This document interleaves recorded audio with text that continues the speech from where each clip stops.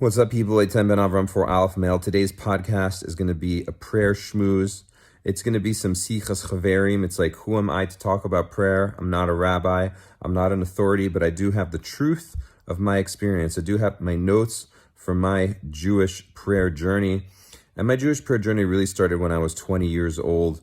I'm now 45, if you can believe it. And I have had a lot of experience, 25 years of experience worth of Jewish prayer. And in particular, today I want to talk about 3 techniques which came to me, which have helped me on my journey from transitioning from the mind of a single person to the mind of a married person, right? Because the consciousness of a person who's single is very different than the consciousness of the person who's married. And before we get into that, I need to talk about just a little bit about Jewish prayer, baklal, and also like specific techniques within Jewish prayer, specifically chanting. But so baklal, like, there's set prayer within Judaism, right? There's shachris, mincha, mariv, there's brachas before you and after you eat. There's, any number of times, but these are all forms of set prayer, and so I remember when I first started davening and going to shul, I saw these people davening so fast. And at that point, it's like I had read Aryeh Kaplan's Jewish Meditation. And so it's like, no, man, I'm going to slow down and I'm going to say every single word with kavana. And I was not belting out, but I was busting out with like 45-minute Shemona Esreis. It's like every single word, like Baruch, Atah, Hashem. Like, just like, really, really turning it into like a meditation.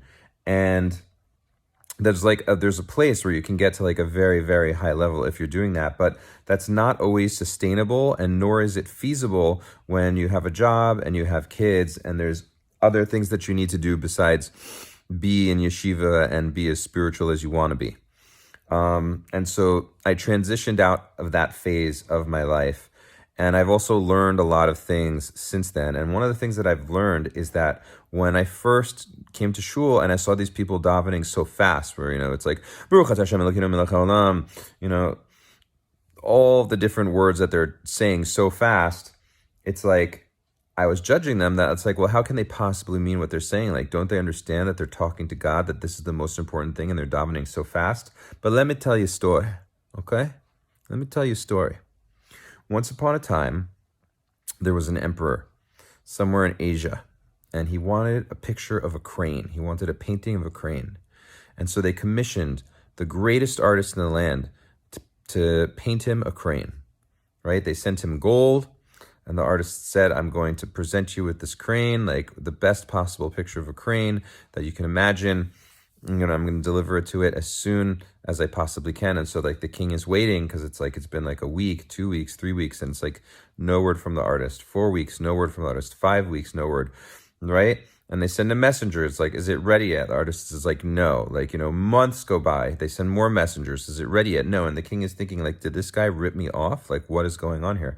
And finally, like many months later, right, the king is like, he's had it, and at the same time, he also needs to go on a royal journey, and it happens that they're going to be passing the region in which the artist lives, and he decides he's going to pay a visit to this artist. Like, the king is going to pay a visit to this artist and see what's up with him, get in his face, and like make him pay, for essentially like taking him on a ride.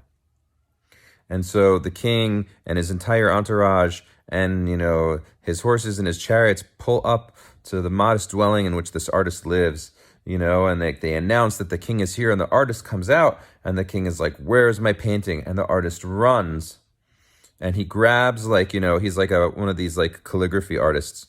He grabs like a piece of paper, like a big piece of gray paper, and he grabs the calligraphy brush, and he paints this like incredible picture of a crane, and like everybody who sees it is like stunned, and the king is like, practically has tears in his eyes, and he's like, this is the most incredible picture of a crane that I have ever seen in my life. And he says, I don't understand, you just painted this so fast, you just did it so fast. He's like, why didn't you do this months and months and months ago? Why did I have to come all the way out here? And so the artist is like, my king, I apologize that it took me so long. Can you just please do me the honor? I most humbly ask you to come with me. And so the king follows him because he wants to learn more about this artist who painted this incredible picture. And the artist takes him to his studio. And in his studio, hanging, are thousands and thousands and thousands and thousands of pictures of cranes, of like him just drawing the crane over and over and over and over and over and over and over and over and over. Right? And so that incredible picture, the king understood that incredible picture that the artist made of that crane that barely took him any time, that calligraphy painting that he did with the brush that barely took him any time, was actually the result of thousands upon thousands upon thousands of hours of work that he was doing for the king, which is why it took him so long, right? So he did it fast, but it was actually a reflection of tens of thousands of hours of work. And that's the truth of people who've been davening their whole life. When they're like belting out like Ashrei and they're belting out, Kriyat Shema, and like they're davening Shemona Esrei super fast, for many of them, right, the fact that they're davening fast is just a reflection of the fact that they've memorized these prayers, that they've internalized these prayers, that they have muscle memory on these prayers, and that they know every syllable of every word. And even while the guy who's davening, like the Shiliach Tzibor, is davening so fast, people who have been davening their whole lives know and can hear every single word that he's saying, and like the subtlest pronunciations, because they've all been doing this their entire lives. They've put in their 10,000 hours into davening. Now, I don't know if I've done 10,000 hours, but I've definitely come to a place where I can speak about, again, the truth of my experience of davening. And so another thing that I've learned, and like this is, for people who sometimes are struggling with davening, it's like, well, what am I doing? It's like I'm talking to God. It's like I'm reading these words, but am I really talking to God? Am I really praying? Like, what's going on here? Right? And so like for myself, I've created some categories, because the Lubavitcher Rebbe said that the most important thing is really to just have the kavanah that you're standing before Hashem, whether you're davening slow or you're davening fast, or you're davening loud, or you're whispering, whatever it is, you have the kavanah that you're davening to Hashem, that you know before who you stand. So within that context, there are times where really it's like, I'm like, you want to know what? Okay, today I'm just going to read the prayer to God, right? It's like maybe I'm not feeling the words. Maybe the words aren't inside me. Like I'm just not resonating with the actual words of the prayer. So you want to know what? I'm just going to like read the prayer to Hashem, right? And then there are other times where it's like, actually, you know what? I'm like resonating with the words, and it's like, I'm not going to read the words, I'm reciting the words, right? And where it's like almost like the same way someone like recites like, the Declaration of Independence or the Gettysburg Address or a Shakespearean soliloquy. It's like I'm reciting it like a poem to Hashem. And then there's a time where eventually when you start saying the words every single day, that actually it's like I start chanting them. It's like I'm going through them fast and I know the words and I'm chanting them, and I'm not even thinking about the meaning of the words. I'm just like letting the sounds flow through me and come out of me. I'm specifically speaking about Hebrew here, and then there's like singing the prayers, right? Where it's like, I'm not just chanting, but I'm singing like, Shlomo Karlibach, like, it's like Friday night davening, Kabbalat Shabbat. It's like, I'm singing the words, I'm feeling the words. They're like a song. And then there's also like declarations, right? Like the Shema Yisrael, Hashem Elokeinu, Hashem Echad. It's like, that is like a declaration. Now, at the same time, I could read that declaration. I could just read it. I could chant it. I could sing it. But like, it's just important to notice and to give yourself permission to have these categories, because again, it all comes down to bringing it back to Hashem, like knowing before whom you stand, right? So it's like, sometimes I'm just reading the prayers to Hashem. Like I'm not even feeling them.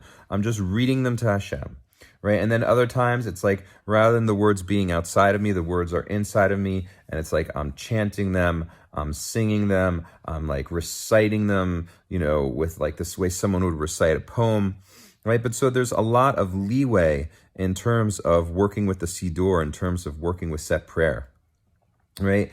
And really, I want to come back to chanting. I'm going to be coming back to chanting because we're about to go into not set prayer and we're going to start talking about Hitbodedut and then my own techniques. And this is where we're going to start getting into what I was talking about of like these three particular techniques that have to do with transitioning from single consciousness to married consciousness. Because really what prayer is about and what Hitbodedut is about, like Hitbodedut is basically just talking to Hashem in your own language. It's like Hashem gets you. Hashem is God, okay? Like Hashem knows all your problems. Like all your secrets, Hashem knows them, right? And Hashem loves you and Hashem is continuing to make you. So it's like, you can't hide anything from God. So the idea of Hitbodedut is like you talk to God in your own language and you allow like what's inside you to come out. And like Rabbi Nachman says, like Hitbodedut is really something that was pushed by Rabbi Nachman of Breslov. And he says like you should like pour out your heart to God, right? And so it's like for a long time I was asking myself like, well, what does that mean that I should pour out my heart to God? And ultimately I came to realize that it's like sometimes there's just like something on me and I need to tell a friend, right? Like I need to confide in somebody. I need a confidant. I need to talk to somebody about this, right? So that's what it means to pour out your heart to God. It's like you talk to Hashem about the things that are on your heart. And on that note, it's like Hitbodedut is like an incredibly, incredibly deep technique. I started doing Hitbodedut when I was 21 years old in the old city of Jerusalem. Maybe I was 20. And I remember I was standing on top of the Israelite building. I was doing the Israelite program in the old city with Rabbi David Aaron and Rabbini Friedman. Shout out to Oraita Yeshiva because their Torah is still going out into the world. And I was talking to, and I said, you want to know what? Like at the time, I didn't even believe in Hashem, but I was so interested in this prayer technique, this idea of just talking to God, that I was like, okay, I'm going to try it. And so I started talking to God. I was like, listen, God, I don't know if you exist. I don't know if I believe in you. Like, I don't know if I'm just talking to myself right now, but I'm just going to talk. And I talked to God for almost like 2 hours, and at the end, again, it was just sort of like there was like a certain level of like skepticism of like, what did I just do? Why did I just do it? But at the same time, it was like a leap of faith of like jumping into this technique.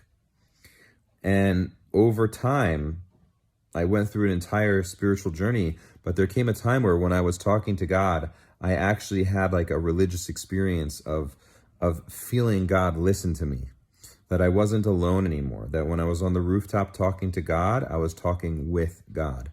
And that's ultimately what we're doing here is we're here to develop a relationship with God, to develop a relationship with Hashem, and to bring our life and to bring our inner life into relationship with Hashem. And that's really what I think Hitbodedut is about. And that's really what I think prayer is about, is bringing our inner life, our inner world into relationship with Hashem. Because the thing is that you can do self-expression. You can do like art, you can paint, you can draw, you can write songs, right? And those are all forms of self-expression. Those are all ways in which a person is accessing their inner world.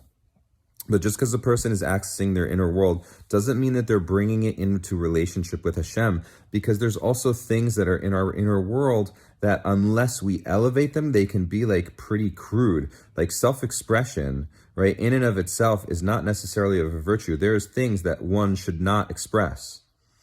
Like there's like a whole movement of that out there of just like express yourself, and it's like, if you need to go to the bathroom, you go to the bathroom wherever you want. Don't let people suppress you and limit you, right? You just go to the bathroom wherever. And it's like, obviously that sounds absolutely crazy and disgusting. Why? Because there's such a thing as boundaries, because there's such a thing as appropriate expression. You don't just go to the bathroom anywhere, even if it feels like a release.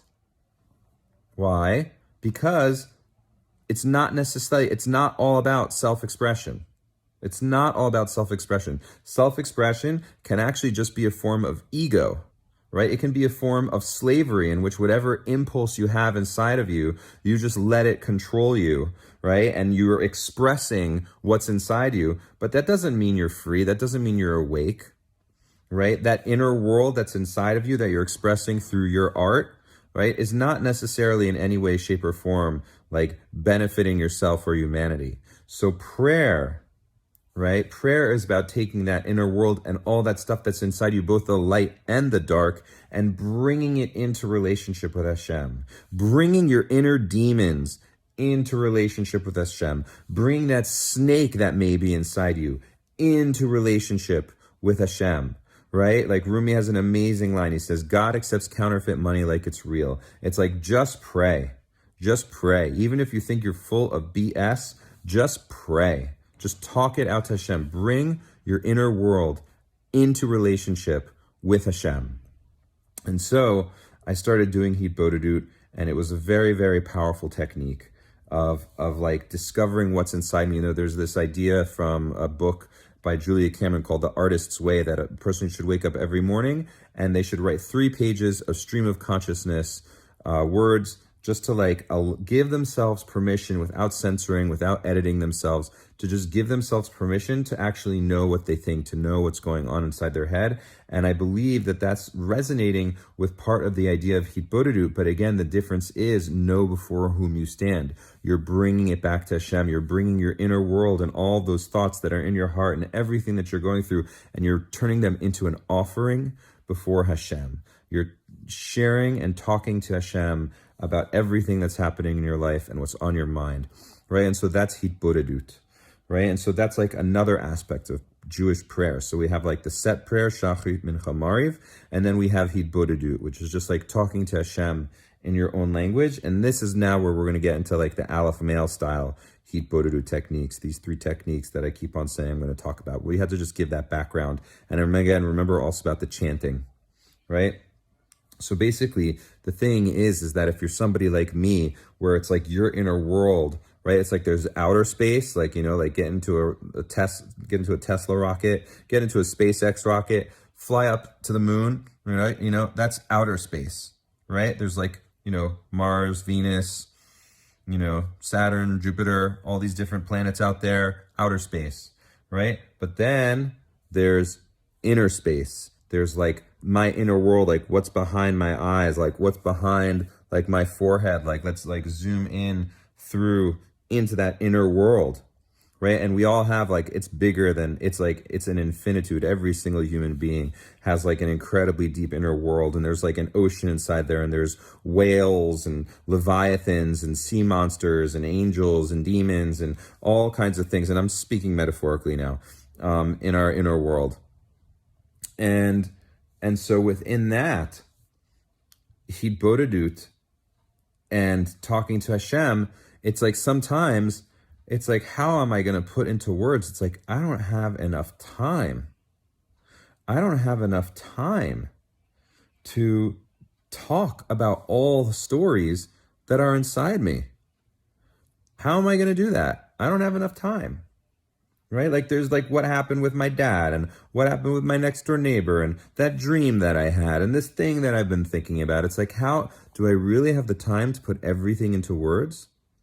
Right? And also like, am I really going to capture everything that I'm feeling in relationship to those topics?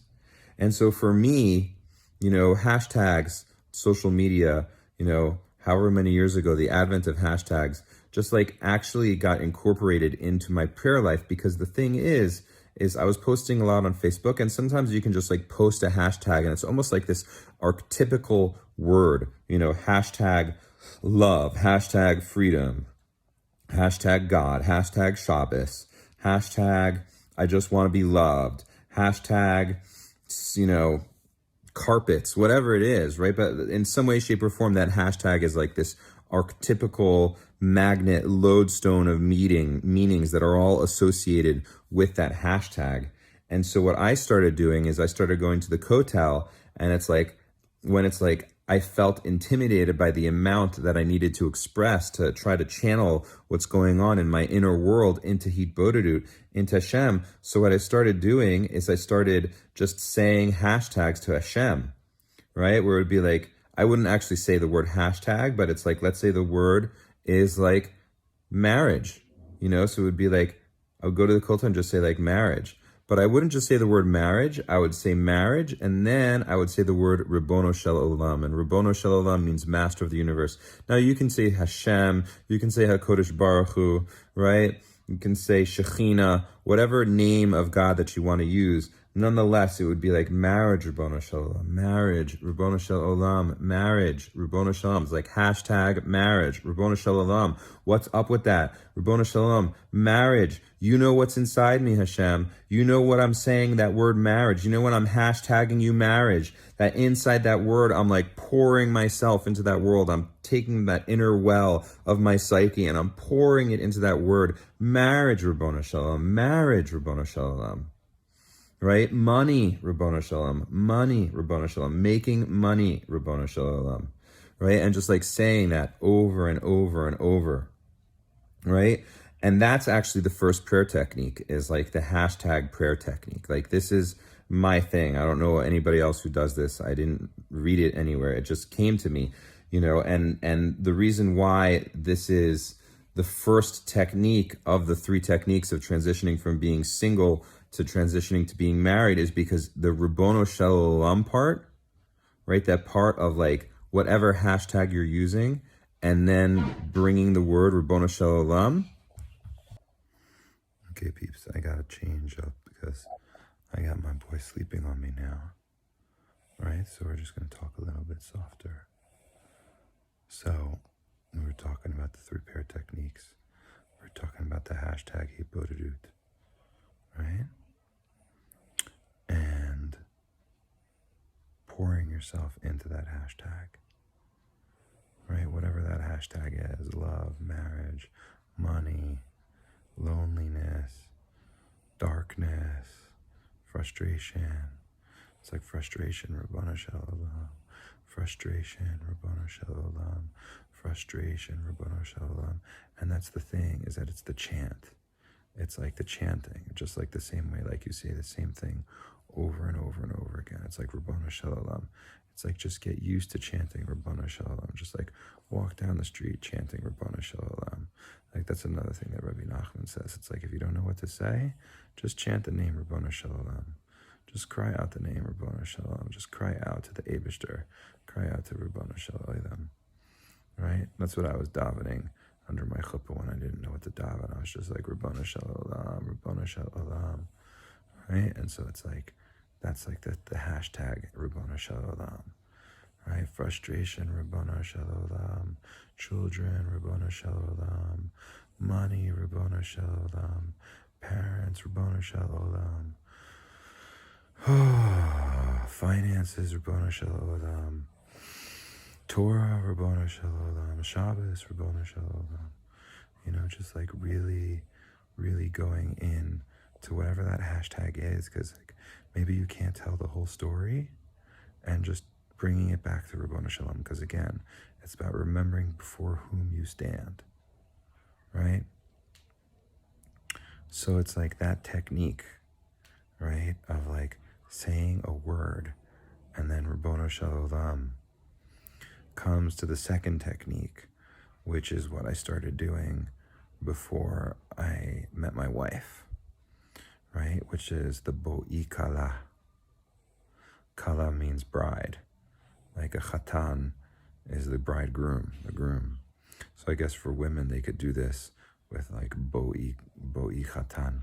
But it's also a line from the Chadudi, which is like a famous mystical poem and Shabbos prayer, where we sing about the Sabbath queen. We sing about the divine feminine, and me as a man, as someone who strives to be an Aleph male. It's like, I want to connect to the feminine. I want to tap into the cosmic divine feminine, right? And so it's like Bo'i Kala, Bo'i Kala, Bo'i Kala, Ribbono Shel Olam. Bo'i Kala, Ribbono Shel Olam. And you can even do this after you've gotten married, because your wife is still your Kala, right? And you still want to tap into that lover energy, that energy of knowing and being known, right? It's like Bo'i Kala, Ribbono Shel Olam. And again, this is chanting. It's like mantra meditation. It's like you do this for like 10 minutes, right? And part of what that chanting does, and this is part of what happens in general, is that most of the time when it's like, come on, man, Bo'i Kala, Ribbono Shel Olam. It's like, I got it, bride and God. Okay, so what? Like, no, that's not going to work for me. And it's like, well, why is it going to work for you? Because you're relating to it on the surface of your mind.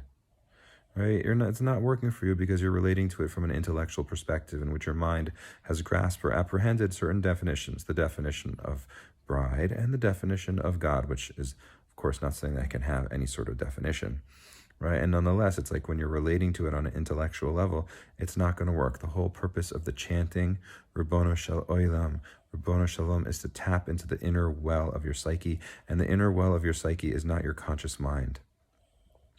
The inner well of your psyche is not like what's on the surface of your mind, all of your judgments, all of your stories, everything that you know, right? That's all like the surface of your mind. Everything that you know is the surface of your mind, right? It's sort of like the identity that you've constructed for yourself, which is generally speaking like unconscious, conditioned responses to the world. And the idea of chanting prayers is that you're going from the mind into your heart, right? So it's like Bo'i Kala Rabbono Shel Olam. Bo'i Kala Rabbono Shel Olam. Bo'i Kala, it's like take it deeper. Bo'i Kala Rabbono Shel Olam. Bo'i Kala. Bo'i Kala. Bo'i Kala Rabbono Shel Olam. Right? And it's like you're going deeper and you're bringing it into your body, into your core, Bo'i Kala Rabbono Shel Olam, into your heart, and you're just like chanting it over and over, and it like becomes like a song, right? Like remember we were talking about before, right? It's like you can read a prayer, you can recite a prayer, you can chant a prayer, you can sing a prayer, you can declare a prayer. It's like Bo'i Kala Rabbono Shel Olam. It's like I'm chanting it, Bo'i Kala Rabbono Shel Olam. And the Rabbono Shel Olam is part of the story, because part of what's going on here is that like we're bringing this to God. We're bringing this idea of union to God, this idea, it's like there's divine love and there's human love, right? And it's like a person, when I was single, it's like, okay, like I had like divine love. I was like, like I was Shomer Nagia, man, for a long time. So it's like, what kind of love did I have? I had like the love between me and God. I had friendship, right? But in terms of like the type of closeness and intimacy type of love of like that between a husband and a wife, that I did not have, right? But at the same time, I did have my relationship with a Kodesh Baruch Hu. I did like walk with God. Like though I walk through the valley of a shadow by death, I will fear no evil, for you are with me. Gam ki elech b'getz amave, lo yira ki atah imadi. Right? God is always with me. And so I can say Rabbono Shel Olam, Rabbono Shel Olam, but at the same time, into my relationship with Hashem, I can bring my inner world, and through prayer, elevate my inner world to Hashem, and I can say, Bo'i Kala Rabbono Shel Olam. I want to be in a relationship, Rabbono Shel Olam. I want to know and be known, Rabbono Shel Olam. I want to connect, Rabbono Shel Olam. I want to vibe, Rabbono Shel Olam. Right? Bo'i Kala Rabbono Shel Olam. Right? And it's like I bring it into myself, and I start chanting it, and I start taking it deeper and deeper and deeper into myself. And like you could do this, start it just like a minute of just like get quiet inside yourself and just like Bo'i Kala Rabbono Shel Olam. Bo'i Kala, or Bo'i Chatan if you're a woman. Bo'i Chatan, and just like chant it for a minute, 2 minutes, 3 minutes, and feel it. Allow yourself to feel it, and allow yourself to feel, because again, this is like the hashtagging, except now the hashtag word is Kala, right? The hashtag word is Kala, and it's like Bo'i Kala Rabbono Shel Olam, right? Come, my beloved, Bo'i Kala, come, my holy bride, Bo'i Kala Rabbono Shel Olam, and then bring it back to the Rabbono Shel Olam. Bring it back to the creator of the universe, because it's not a relationship in emptiness. It's like, it's not, I need a relationship so I can fill the hole. It's no, I need a relationship because that's part of how I evolve as a man to my highest self, is to be in a relationship with a woman and to engage in marriage as a spiritual path. Right? It is not good for a man to be alone. It's like, I don't think that a man can self-actualize fully until he's married. And it's like a person can certainly actualize, like a person can become like a supreme piano player, or like a supreme mountain climber, or a weightlifter. Like there's certain levels of skills of actualization, or some sort of like spiritual realization, meditation, right? But there's a certain type of growth that can only occur in relationship to the other. There's a certain type of mastery, right? Marriage as a spiritual path, in which there's a certain type of getting past the ego that can only occur in relationship to the other, a committed relationship to the other. And that is marriage as a spiritual path, right? And so it's like Bo'i Kala Rabbona Shalom. It's like I'm davening, I'm doing this prayer technique, and I'm internalizing my desire to be in relationship, right? And I'm bringing the inner well of my psyche into my relationship with HaKodesh Baruch Hu. So so it's like we've got the hashtag technique, right? Like the hashtag Hitbodedut. And then we've got the Bo'i Kala technique, right? Which is like you're a single person and you want to transition into being married, right? And so you're chanting Bo'i Kala for a man, or Bo'i Chatan if you're a woman, and then the Rabbono Shel Olam afterwards, or it could be a Kodesh Baruch Hu, or it could be Hashem, but you're chanting it, right? You're chanting it because you're going past your mind, deeper into your psyche, into your heart, into your inner world, and you're letting those words resonate inside of you. Because anybody who's studied NLP, or anybody who's learned Tony Robbins a little bit, like understands the power of language to craft our psychology. It's like by chanting these words, by chanting like my desire to connect to the feminine and to bring it in relationship to God, that it's not just a bestial animal thing, right? It's like, no, it's like this is part of my evolution towards becoming a servant of Hashem, right? I'm asking for my Kala. I'm asking for my holy bride. I'm not asking for like a girlfriend, right? I'm not asking for like some sort of like fling. I'm asking for my Kala, right? I'm saying Bo'i Kala Rabbono Shel Olam, right? Bringing it back to Hashem. It's like, Hashem, I'm talking to you. I'm bringing it back to you. I'm bringing my inner world, my life back to you. Bo'i Kala Rabbono Shel Olam. So that's the Bo'i Kala technique, right? So we got the hashtag Hitbodedut. We got the Bo'i Kala chant, Rabbono Shel Olam, right? And then there's something that started this past Rosh Hashanah, just this past year, right? On Rosh Hashanah, because it's like, wait, so now I'm married. Now I have kids, right? It's like, okay, so like, what do I, like, what's going on now? So here's the thing, people, is like, there is a very big transition from being single to being married. And I'm not just talking about a transition of like on paper. It's like you can be married on paper and you can be married intellectually. Like you can know that you're married intellectually. It's like, okay, I'm married. Like I had a wedding last night, I'm married now, right? But have you really internalized the fact that you're married, right? Like, have you really internalized that you're married, right? And that is where this third technique comes in, right? Because it's like, I got married when I was 40, and what does that mean? It basically means that for the majority of my life, it was just me. It was like me, myself, and I. Me going to the movies, me going to the kotel, me going to shul, me going to a Shabbos meal. I go there by myself. Maybe I go with friends, and then I come home and I'm by myself in my bed, right? And when you union your life with another human being, with a woman, right? When you get married, it's like, have I done that internally? Have I really gotten out of myself? And that's what this third technique is about, is it's really about getting out of yourself, right? And that is to chant your spouse's name, chant your spouse's Hebrew name, and then bring it back to the Rabbono Shel Olam. And okay, peeps, we're in the third technique now, right?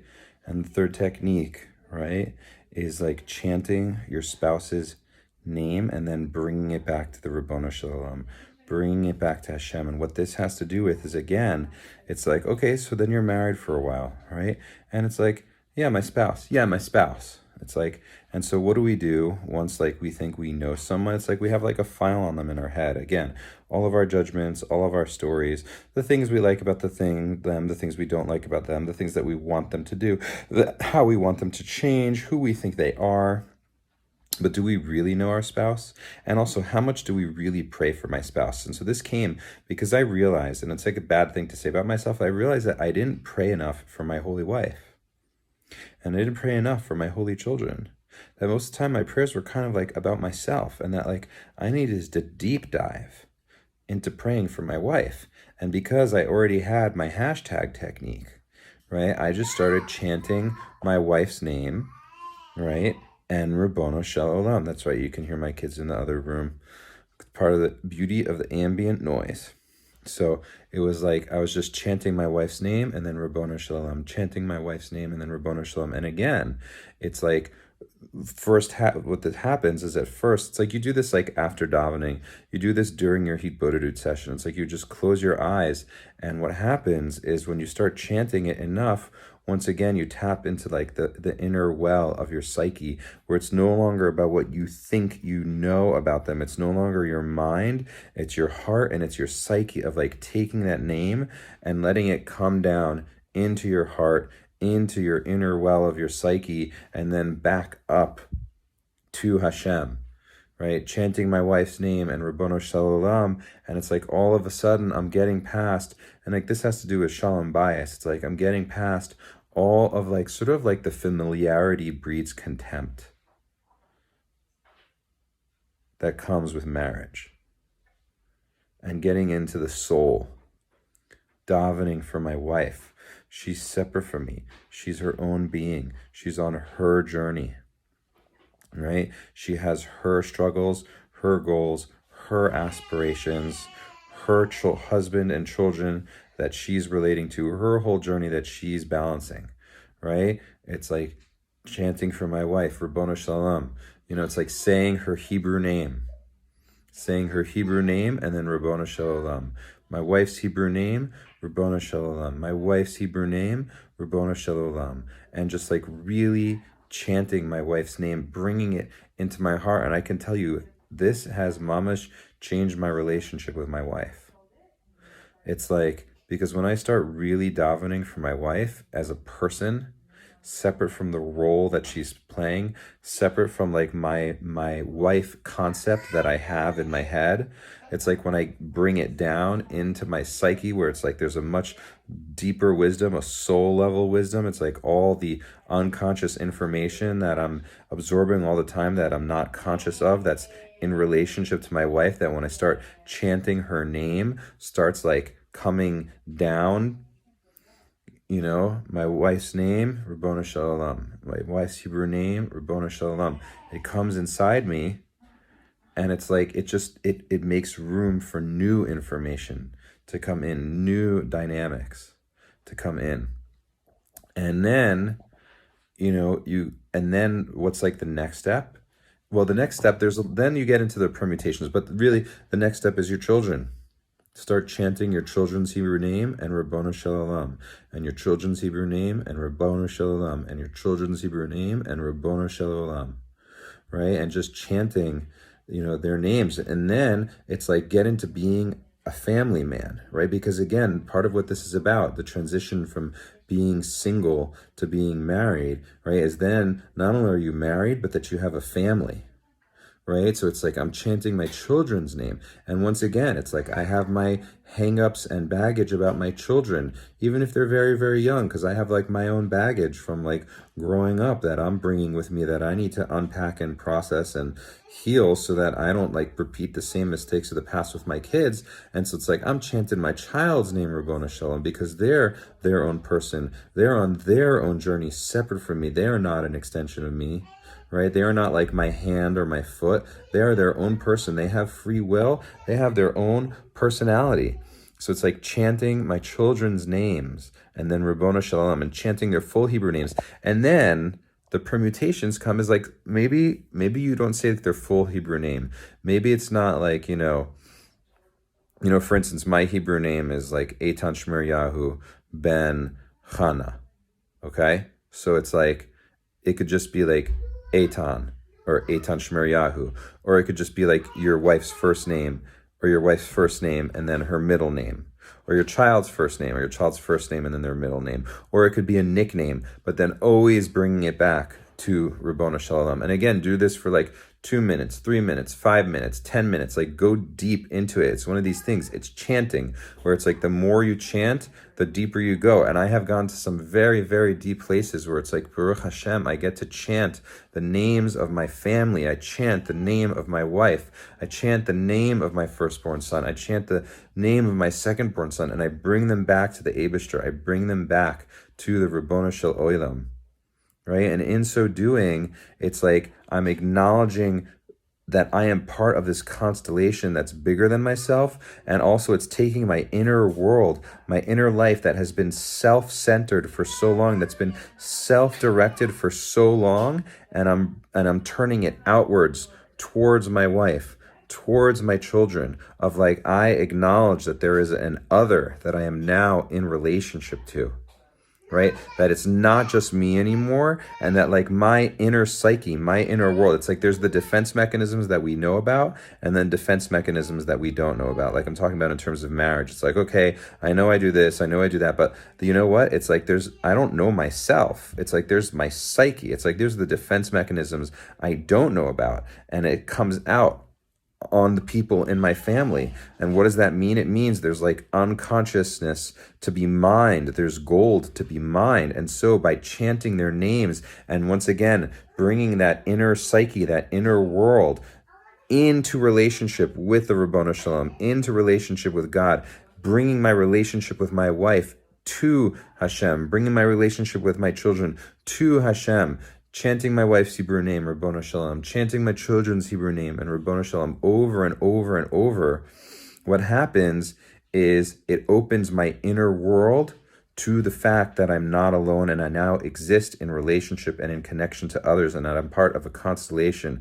that is very, very, very intimate and bigger than myself, and it's bringing the light of Hashem into that intimacy, right?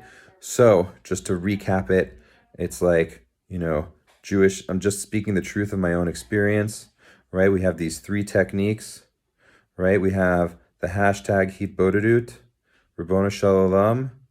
We have the Boi Kala, Ribbono Shel Olam, right? And then we have the chanting your spouse's name, Ribbono Shel Olam, chanting your children's name, Ribbono Shel Olam. And it really can be any person that you want to like expand your relationship with and make tikkunim with, to bring their name into prayer. And it's all about, once again, bringing it back to God, bringing it back to God, bringing it back to Hashem. May Hashem bless you to access your psyche and bring your inner world into relationship with God. May Hashem bless you to express yourself in prayer and to elevate all of the light and darkness inside of you into higher and higher levels of living. This is Eitan Ben Avraham for Aleph Mail. Thank you for watching if you've gotten this far. AlephMail.com. I'm on Instagram. I'm on Facebook. And we're just going to go deeper into the Jewish masculinity, spiritual path, marriage and fatherhood as a spiritual path journey. Thank you for watching. Peace in, peace out, and shalom.